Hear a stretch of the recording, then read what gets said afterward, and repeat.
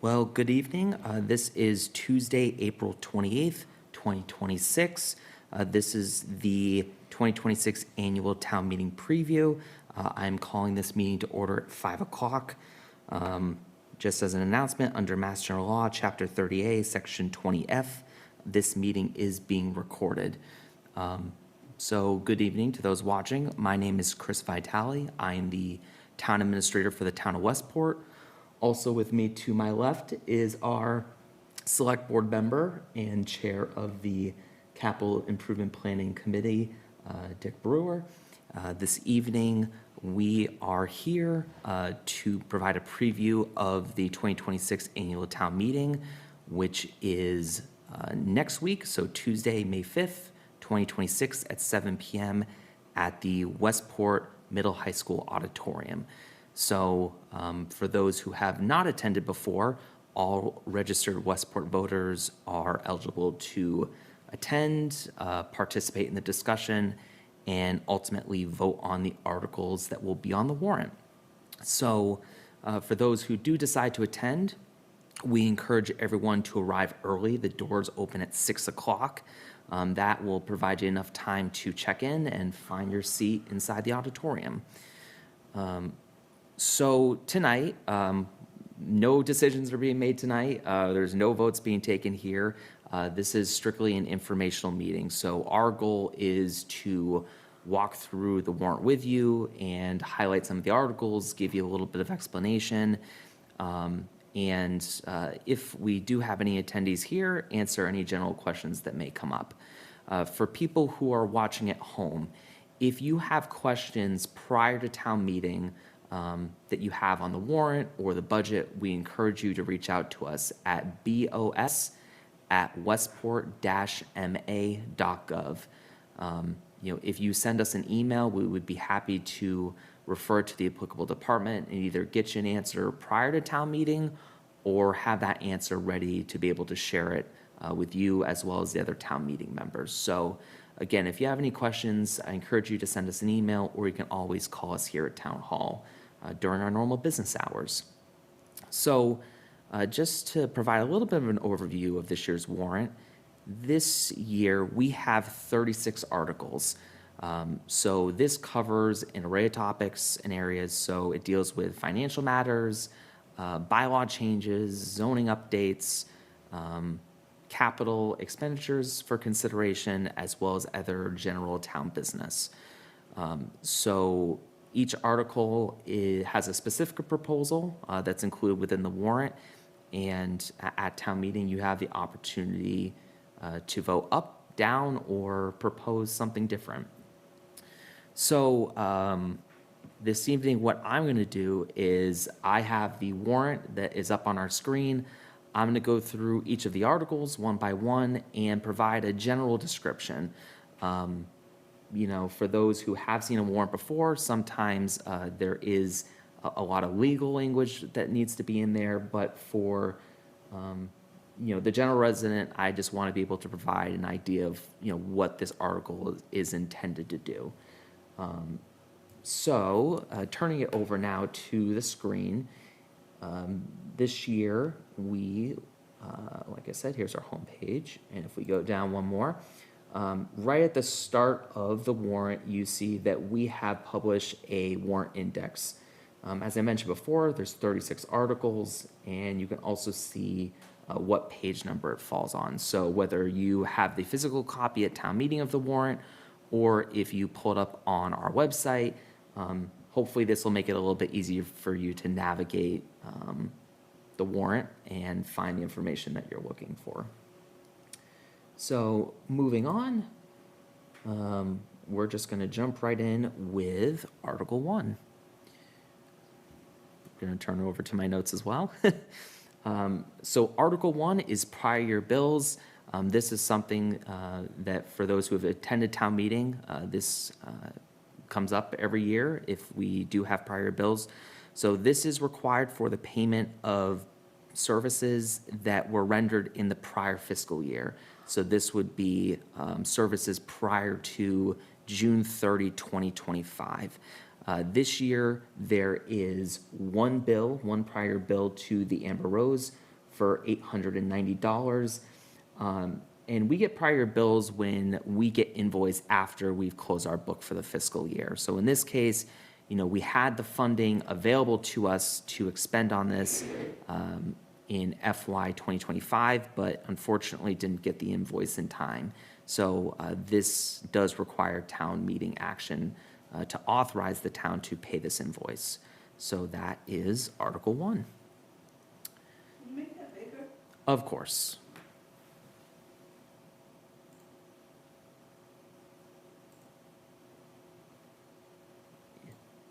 And if at any point you need me to adjust this, happy to do so. All right, so moving on to Article 2, line item transfers. This article would amend the current fiscal year budget, so that's fiscal year 2026 operating budget, by transferring funds from certain accounts that have a forecasted surplus to those with projected shortfalls. So this year, there are 3 accounts that we are hoping to do transfers for, from animal control personnel to the transfer station personnel, animal control personnel to transfer station expenses, and our current free cash allocation to our employee buyout account. So that is Article 2. So moving on, we're going to go down to Article 3. So the next couple articles are appropriation articles to our stabilization funds. So for those who have attended town meeting in the past, you may have noticed that this is a little bit earlier in the warrant this year. So these articles deal with our various rainy day fund and special purpose funds. So similar to how you have your own personal finances and you sock money away, the town does the same thing in the cases of emergencies. So Article 3 is an appropriation to our general rainy day fund in the amount of $182,068 from free cash. And this is in line with the town's financial policy. So if you're looking at this and you say, well, why is it $182,068? That is equivalent to 5% of the free cash that was certified this past fall. Moving on to Article 4. Article 4 is appropriation to the Capital Stabilization Fund. So as we'll be talking about here in a little bit, every year we allocate funding towards various capital projects and capital expenditures. But in addition to that, there are also longer-term needs and larger projects that we set money aside for in anticipation of those future expenditures. So again, similar to Article 3, the total set-aside amount that we're looking for to place into the Capital Stabilization Fund is $182,000 or $182,068.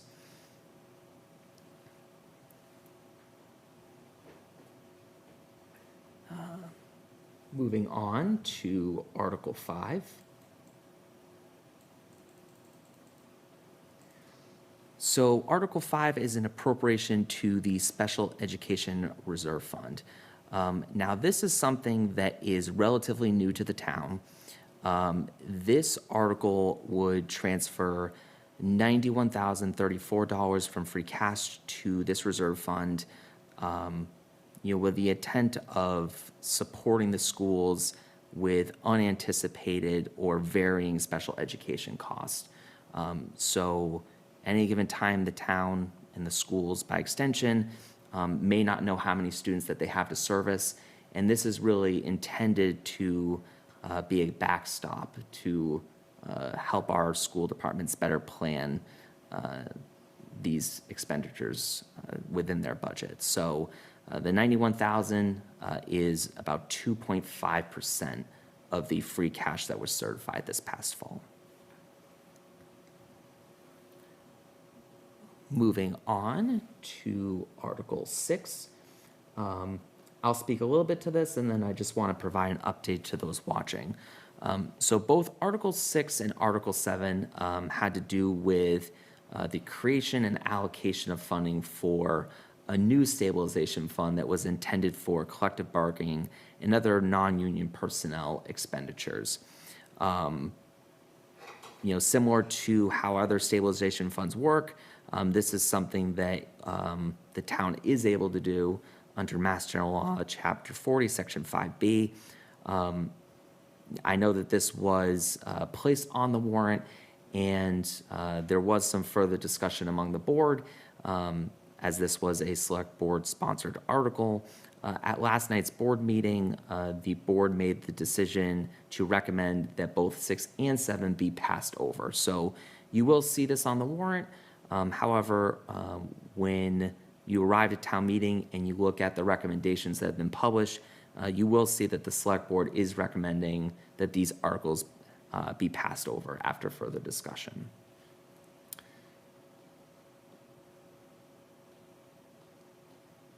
And as I said to those watching on the screen, Article 6 was the creation of fund.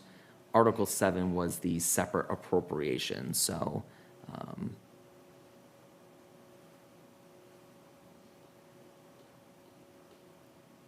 moving on to Article 8.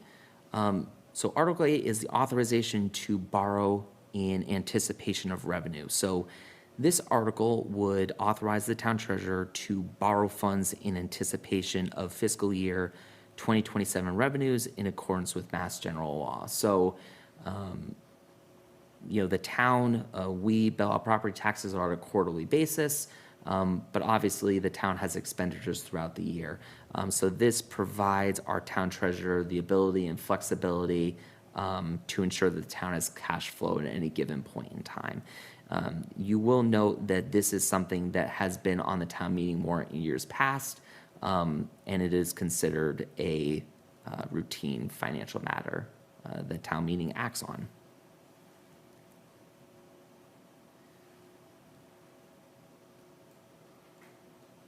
So Article 9, this year, Article 9 is the acceptance of the Capital Improvement Planning Committee's report and the funding of the capital plan.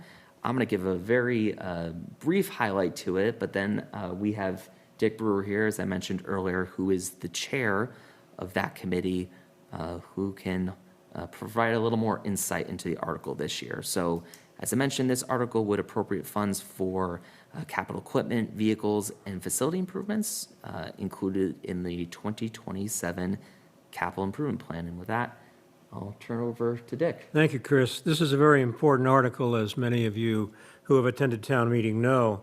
This deals with the capital expenses of the town, and there's a committee called the Capital Improvement Planning Committee, which spends considerable time going through the needs of our departments in terms of their capital requirements. And unfortunately, we have a lot more need than we have finances for. However, this year, we had more in terms of free cash, so we were able to do more with it, and hence there are 20 articles.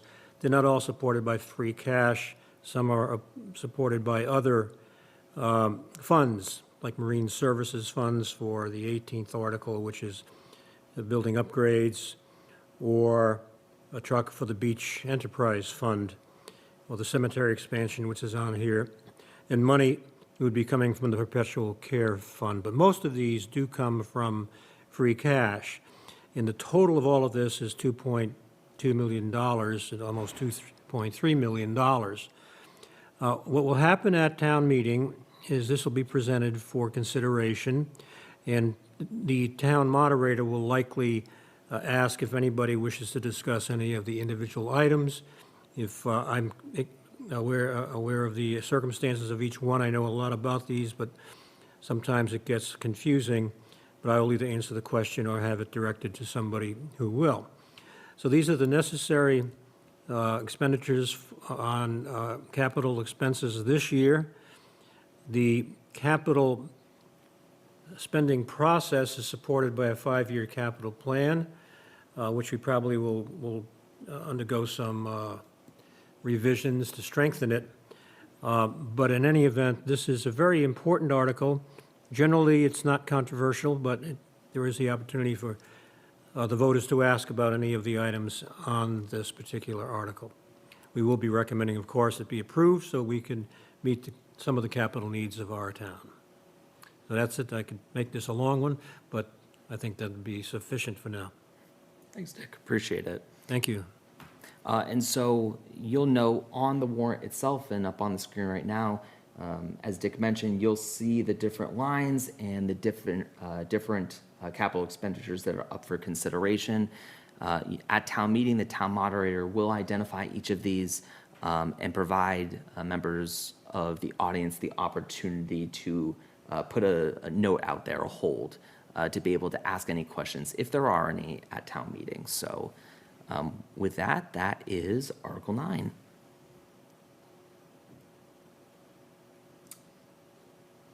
So moving on to Article 10, this is something you see on the warrant every year. This article is for salaries and stipends of elected officials. This is a required article. Town meeting has to set the compensation for our elected officials for the upcoming fiscal year 2027. And just as a note, the proposed compensation is in line with our non-union personnel. So the increases that you see here within the warrant are approximately 3%.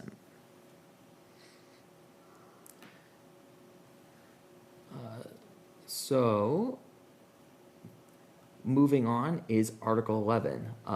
This, for many, is the big one. This is the 2027 operating budget that town meeting is considering. So this article would appropriate funds for the town's municipal and school operating budgets for their fiscal year starting July 1, as detailed in the Finance Committee budget handout, which will be provided at town meeting. The budget is based on available revenue estimates, including the governor's proposed local aid budget. So up on my screen, in addition to this, I just wanted to highlight what town meeting will be provided here next week. So in addition to the warrant, this will be one of the supplemental handouts that town meeting members will receive. And so as you can see, this is the proposed budget. It has the FY26 appropriations, and to the right side, you can see the FY27 appropriations. So how this table is spread out or broken out is you have a few different columns. So if you're looking at the right side of the screen, you can see the salary appropriations by department or by function, the expense appropriations, and the total appropriations. So at the bottom of this handout, you can see that the total FY27 general fund expenditures is $58,287,088. This is an increase of $3,015,290 over FY26, and that equates to a 5.46% increase. Again, this will be provided at town meeting, and this is also available right now on the town website as well if you wanted to go and review this for yourself at your leisure. So that is Article 11. So these next few articles I won't spend too much time on because they're all very similar in nature. However, in addition to the town's operating budget, we have what's called enterprise funds, which are separate standalone accounts for operations within town that operate like a business, where their operations are primarily funded by the user fees or charges to the people who utilize that service. So as you can see here, Article 12 is funding the Marine Services Enterprise, and this supports the Marine Services operations. Continuing on, Article 13 is the Waterline Enterprise. So the town does have a water system that it manages. This supports the ongoing operation, maintenance, and improvement of the town's system. And again, this is primarily funded through user charges. I also will make a note on Article 13. If you'll notice, you'll see here it says that a portion of the budget is funded through the Waterline Enterprise retained earnings. So this is something that the town has made note of. And you'll see here later in the warrant, there's also a separate article that will propose funding a rate study. So this will allow the town to look at its user fees and making sure that they're in line with what the operation and long-term operational expenses of that enterprise fund are. So I just wanted to point that out while we're here.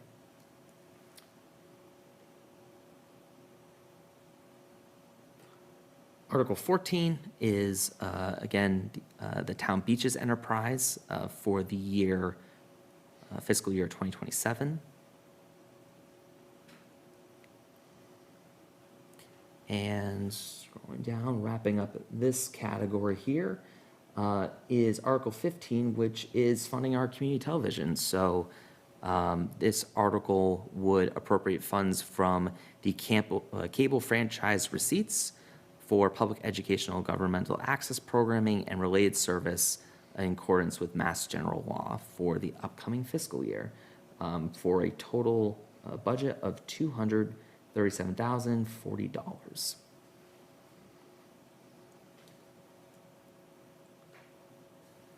So moving on to Article 16, this is establishing the maximum expenditure limits for the revolving accounts and making certain corresponding bylaw amendments. So this article is required every year at town meeting to establish the spending limits for these revolving funds in accordance with Mass General Law. So as you scroll down, you will see the revolving funds that have been established with the town, as well as the maximum expenditure limit that we are setting for this upcoming fiscal year.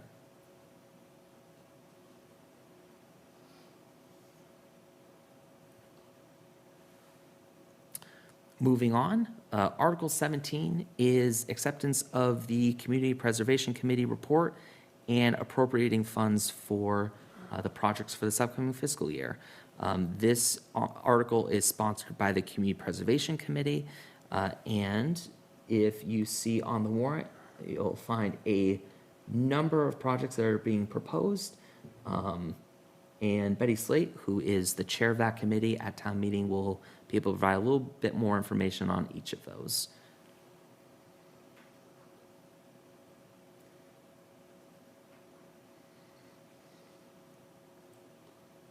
Moving on to Article 18, this was something I had just mentioned. This article would appropriate $15,000 from the Waterline Enterprise retained earnings to fund a rate study. As I mentioned before, this enterprise account is supported by the fees that we charge those users. Obviously for the administration, for the operational expenses and improvements, that all comes from those fees. So we want to make sure that they're aligned and we're meeting the needs of that operation. Moving on to Article 19. Again, this is an appropriation article. Now, this is something that has been on town meeting before on the warrant. This article would appropriate $28,000 from the Transfer Station Receipts Reserve Fund to purchase and equip one replacement roll-off container and light-duty equipment for the transfer station. And this article is being sponsored by the Board of Health.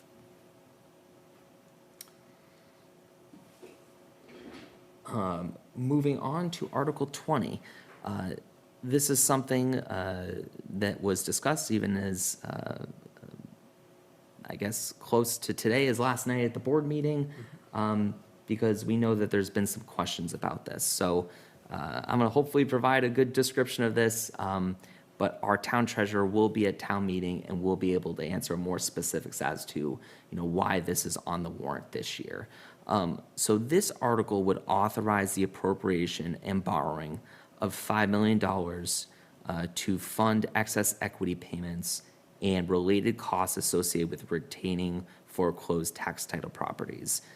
for municipal purposes. So that includes potential uses for affordable housing, infrastructure, open space, recreation, conservation, and other environmental protections, subject to voter approval of a debt exclusion. So, in layman's terms, when you pay your taxes, or if you do not pay your taxes, the town has a lien on your property. And, in the event that the property did go through the land court and it was subject to a foreclosure, the town has an option. It can either retain the property if there's a benefit to the town, or it can have the property go up for sale, and at the point of the sale, the town would be paid out for the back taxes that are owed. Now, previously, prior to change in Mass General Law, if a property was foreclosed upon, the town did not have to pay out excess equity. So, essentially the value of your property outside of what you owe in taxes. But with the recent law change, now if a property is foreclosed, the town has to be prepared to pay out those property owners, what they have accumulated in equity in their homes at the time the property is appraised. It's a very detailed and very specific timeline, which again, our treasurer can go into detail to. But this article would provide the town flexibility and a funding source, should a property become available, to be able to act on it and retain that property. So I will make a note here that the article itself is stating an amount of $5 million. Now, when you go to town meeting and you look at the recommendations, you will notice that both the Finance Committee and Select Board have met and deliberated on this, and will be recommending a borrowing of $2.5 million. So if there's any questions on that, we will be available to provide additional explanation on that reasoning and methodology. But that is really the summary for Article 20.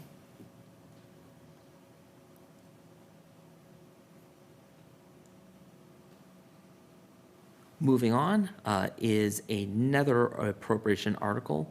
This is Article 21. This is for public safety training sessions. So this article would appropriate $29,379 from free cash to help fund 2 one-day joint active shooter training sessions between the Westport Police and Fire Departments. And this will help the town cover the cost of doing overtime for the personnel and other related expenses. And at town meeting, I will note that both Chief Baldwin and Chief Dunn will be available to speak on this and really the scope of that training exercise. Article 22 is another appropriation article. This is for grant matching funds from the town. So this article would appropriate $75,000 from free cash to be used by the Select Board for required local matches for state, federal, and other grant opportunities. So a lot of times, our departments, we do find a grant opportunity, and some grants allow us to contribute in terms of an in-kind match, our time and staff hours. Some grants require us to put some skin in the game in forms of a cash match. So this allocation would allow us to use this to support those applications and ultimately try and get some additional funding back into the town to support our operations and other projects that we have going on. That is 22.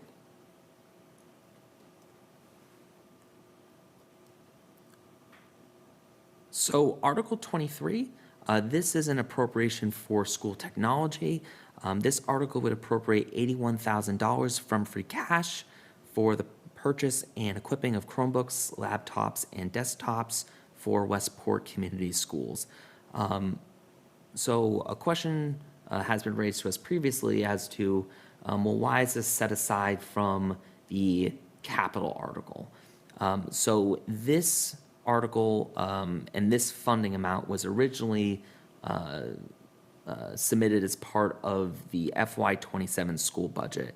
And after working with representatives from the school and our finance committee, we were able to have this A1000 put to the side and put forward as a separate appropriation article.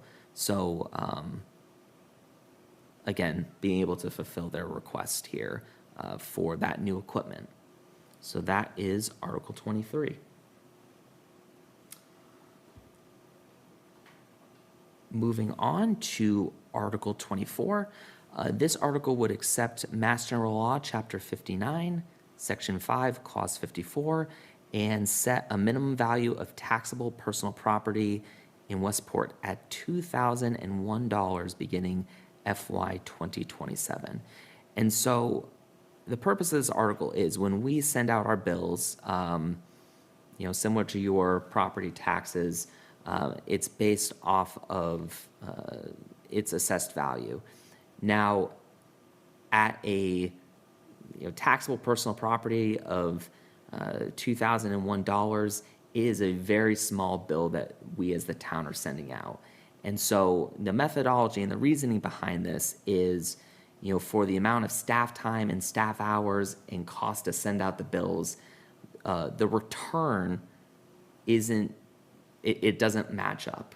So the idea behind this is for those smaller bills, we're saving staff time and ultimately bringing back value over what we would have been collecting here in those personal property tax bills. So the assessors, this is an article put forward by them as well as our treasurer collector, and they will be able to, at town meeting, talk about that and how they came to that number. So moving on to Article 25, this is an amendment to the personnel bylaws. So this article would amend the town's personnel bylaws by revising administrative responsibilities, clarifying the advisory role of the personnel board, updating employee appeal and grievance procedures, and making related amendments. So right now, our personnel board, it falls under the purview of the select board, in addition to providing advisory opinions to the select board on personnel matters. There's also some administrative functions that the personnel board serves. So this article would revise their roles and responsibilities and delegate some of that back to the select board and the administrative side of the town operations. So this was put forward with the recommendation of the personnel board, the select board, and finance committee. And the chair of the personnel board will be able to speak to this a little bit more at town meeting.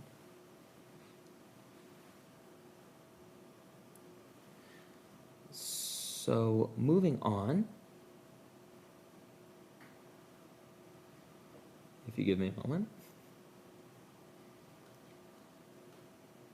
to Article 26.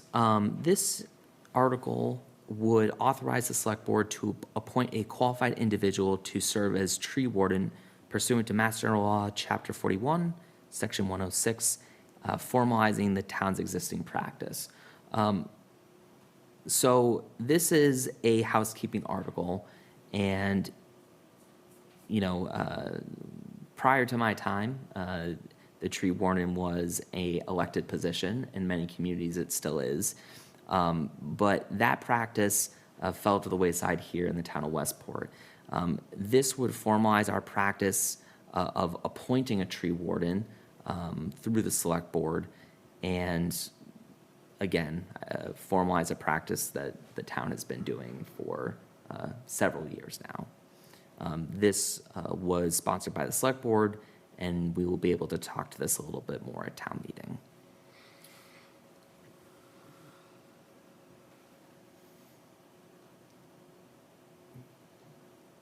Moving on to Article 27. This is amendment to Article 10 of the general bylaws with regards to parking restrictions and penalties. So this article would amend the general bylaws related to the town landings by increasing certain parking fines from $20 to $200 and authorizing additional parking restrictions and enforcement measures. So this was something that was put forward in cooperation with the Landing Commission as well as the Select Board. These fines and fees have not been updated in many years, and through the discussions, fines are meant to be a deterrent. And for anyone who has tried to park in these locations, $20 has not been a deterrent. So the discussion was to increase that to $200. This article would also, as I mentioned previously, provide the town the additional ability to set additional parking restrictions or policies as we go forward.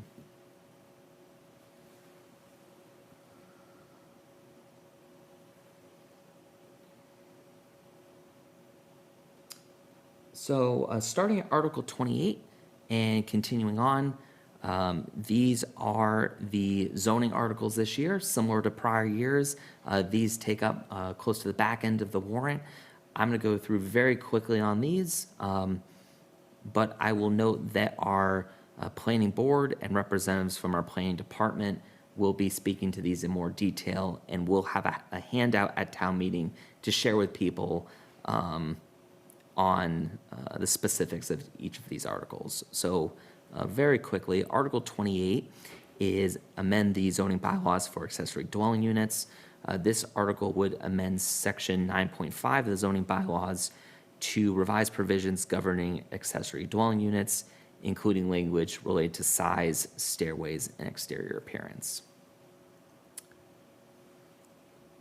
Moving on to Article 29 is amending the zoning bylaws for building height.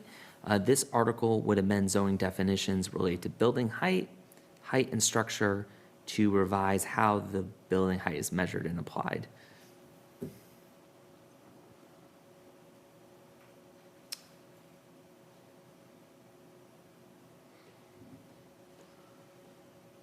Article 30 is amending the zoning bylaws for the keeping of dogs.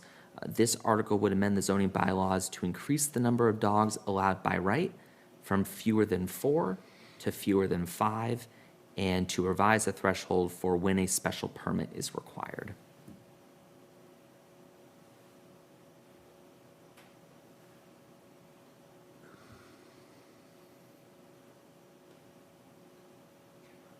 Article 31 is amending the zoning bylaws for floodplain regulations. This article would amend the zoning definitions and floodplain district provisions to update Westport's floodplain regulations for consistency with current FEMA mapping and federal requirements.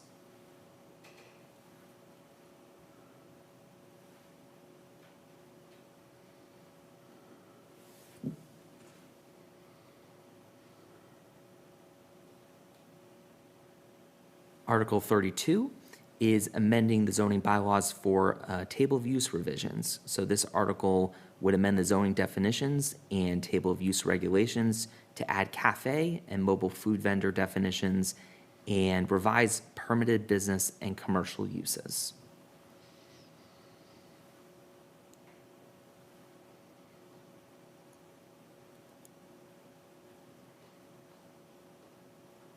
Article 33 is amending the zoning map and adding a village commercial zoning district.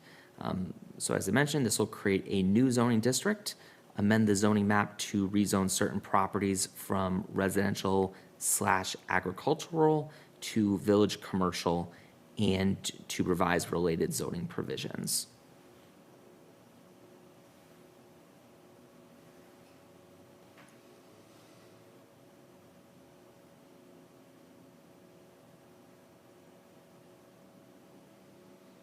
And I apologize, it may take a minute because this is a very long article.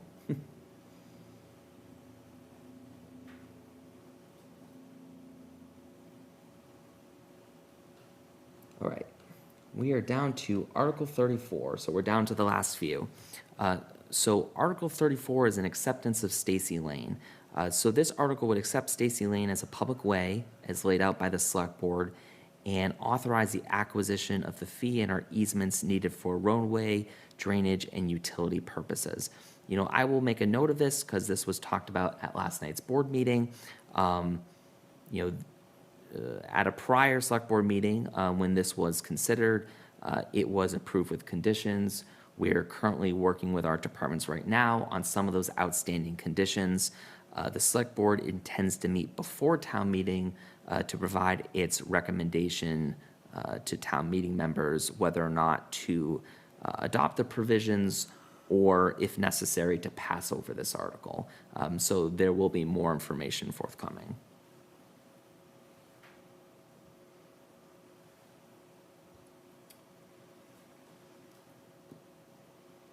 So Article 35 is an authorization to accept easements in Francis Estates subdivision. This article would authorize the select board to acquire easements adjacent to Nicola Lane in Francis Estates for access to and maintenance of a fire cistern and a cemetery.